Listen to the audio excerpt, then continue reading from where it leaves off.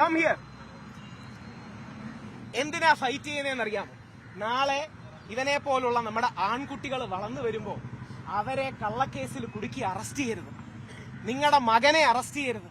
നിങ്ങളുടെ സഹോദരനെ അറസ്റ്റ് ചെയ്യരുത്. നമ്മുടെ അച്ഛനെയും നമ്മുടെ സഹോദരനെയും നമ്മുടെ മക്കളെയും കള്ളക്കേസിൽ കുടുക്കി അറസ്റ്റ് ചെയ്യരുത്. ഇനി എത്ര ഞാൻ 16 ദിവസം കിടന്നു, അത് പറയാലോ. ഞാൻ 16 ദിവസം കിടന്നു. വേറെ ചില ആൾക്കാർ 80 ദിവസം കിടന്നു.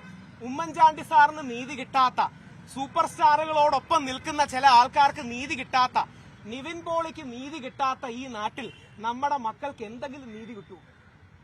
കേരളം കണ്ട ഏറ്റവും വലിയ ജനകീയ മുഖ്യമന്ത്രിയായ ഉമ്മൻചാണ്ടിക്ക് നീതി കിട്ടാത്ത, 85 ദിവസം ജയിലിൽ കിടക്കേണ്ടി വന്ന ഒരാൾക്ക്, ഒരു പ്രമുഖ ആൾക്ക് നീതി കിട്ടാത്ത, അല്ലെങ്കിൽ വേറെ നിവിൻ പോളിയുടെ പേര് പറയാം, കേസൊന്നും ഇല്ലാത്തതുകൊണ്ട്, നിവിൻ പോളിക്ക് നീതി കിട്ടാത്ത ഈ നാട്ടിൽ നിങ്ങളുടെ മക്കൾക്കോ എന്റെ മകനോ എന്റെ മക്കൾക്കോ എന്തെങ്കിലും നീതി കിട്ടൂ? ഇത് പറഞ്ഞ് അവസാനിപ്പിക്കാം, ഒറ്റ വരി പറഞ്ഞ് അവസാനിപ്പിക്കാം. നമ്മുടെ മകൻ, നമ്മുടെ അച്ഛൻ, നമ്മുടെ സഹോദരൻ ജയിലിൽ നിന്ന് ഒരു വ്യാജ പരാതി അകലത്തിൽ മാത്രമാണ്.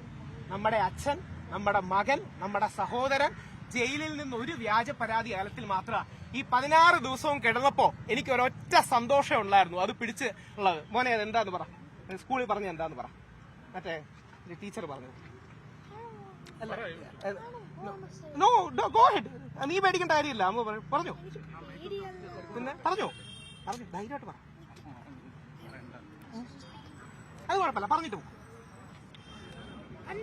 സ്കൂളിലെ ടീച്ചർ പറഞ്ഞു ബാഡ് തിങ്സ് ഹാപ്പൻ ചെയ്യുമ്പോ ക്വസ്റ്റ്യൻ ചെയ്യണം, യാഗിന്റെ അച്ഛനെ പോലെ.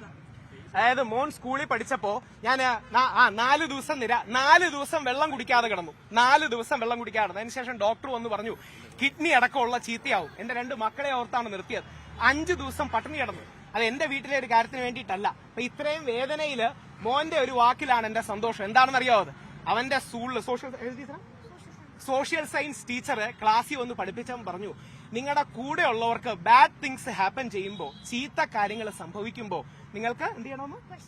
നിങ്ങളത് ക്വസ്റ്റ്യൻ ചെയ്യണം, നിങ്ങളത് ചോദ്യം ചെയ്യണം. നിങ്ങളുടെ കൂടെ ഉള്ളവർക്ക് ചീത്ത കാര്യങ്ങൾ സംഭവിക്കുമ്പോൾ നിങ്ങളത് ചോദ്യം ചെയ്യണം.